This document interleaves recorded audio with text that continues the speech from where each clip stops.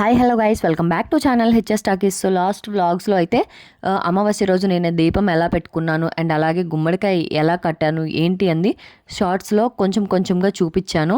And ఈ వీడియోలో అయితే అమావాస్య రోజు నేను టోటల్గా ఏం చేశాను ఎలా చేశాను అంది కంప్లీట్గా ఈ వీడియోలో ఎక్స్ప్లెయిన్ చేస్తాను.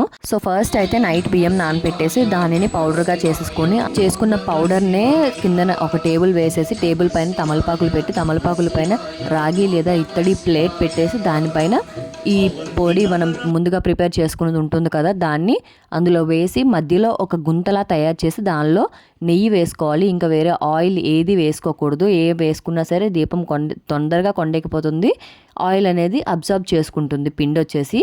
సో అందుకు నెయ్యి వేసేసుకొని దీపం పెట్టుకోండి. అండ్ నెక్స్ట్ వచ్చేసి సేమ్ అలాగే పక్కన కూడా తమలపాకులు అలా వేసేసి ముందుగా రౌండ్గా వేసేసి దానిపైన ఒక రాగి లేదా ఇత్తడి గిన్నె లాంటిది ఏమైనా ఉంటే ఒక పాత్ర తీసుకోండి. లేదు అంటే కొత్త పాత్ర ఏదైనా పర్వాలేదు, కొత్త పాత్ర తీసేసుకొని దానిపైన పెట్టి అందులో కొంచెం అన్ని పూలు వేసేసుకొని అండ్ నెక్స్ట్ వచ్చేసి పసుపు కుంకుమ వేసేసుకొని ఒక సైడ్కి పెట్టుకోండి.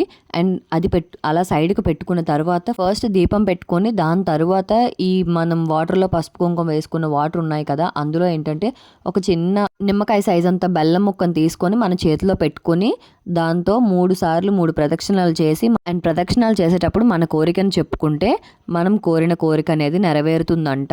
ఇలా అమావాస్య రోజు కోరుకున్న కోరిక నెరవేరుతుందని నాకు ఇంతవరకు తెలియదు. బట్ మా ఊర్లో శివాలయం పంతులు గారు అది నెరవేరుతుందా అని నేను ఆయనకు అడిగితే నెరవేరుతుందమ్మా నువ్వు కోరుకో అని చెప్పారు. అండ్ నెక్స్ట్ వచ్చేసి గుడికి కూడా వెళ్ళి వచ్చేసాము. గుడికి వెళ్ళి వచ్చిన తరువాత ఇంట్లో ఉన్న ఇంటి ముందు దిష్టి గుమ్మడికాయ పెడతాం కదా, గుమ్మడికాయని తీసేసి కొత్త గుమ్మడికాయ తీసేసుకొని దానికి మొత్తం గుమ్మడికాయ మొత్తం పసుపు రాసేసాను. ఇంకా ఎక్కడ ఖాళీ అనేది ఉంచకూడదు అనమాట. ఖాళీ ఉంచితే బొర్రుండిపోయింది అని చెప్తారు, అలా ఉండకూడదు. అండ్ మొత్తం అంతా రాసేసిన తర్వాత మా హస్బెండ్ అయితే ఇక్కడ స్వస్తికు అండ్ అలాగే ఓము రాసేసారనమాట. దానిపైన ఆయన స్వస్తికు ఓం రాసేసిన తర్వాత చుట్టూ బొట్లు కూడా పెట్టేశారనమాట. నేను పసుపు రాశాను అండ్ మా హస్బెండ్ అయితే బొట్లవి పెట్టేసి స్వస్తికు ఓం అది రాసేసారు. నాకైతే మాత్రం నిజంగా చెప్తున్నాను, మా హస్బెండ్ చాలా హెల్ప్ఫుల్ అండి. ప్రతి పనిలో కూడా నాకు మా హస్బెండ్ చేయలేనిదే నేను పని చేయలేను, అది నా వీక్నెస్ అయిపోయింది. చాలా బాగా హెల్ప్ చేస్తారు మా హస్బెండ్ అయితే. మీకు కూడా మీ హస్బెండ్స్ ఇలాగే హెల్ప్ చేస్తారా? కామెంట్ చేసేయండి.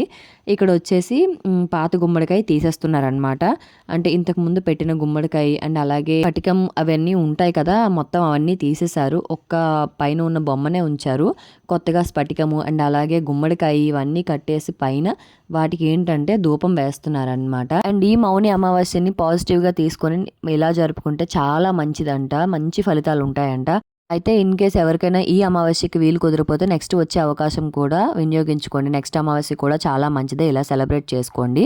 అండ్ వీడియో నచ్చితే లైక్ చేయండి. ఇంకెవరైనా మన ఛానల్ కొత్తగా చూస్తున్నట్లయితే సబ్స్క్రైబ్ చేసుకోండి friends. Thank you so much watching. Bye.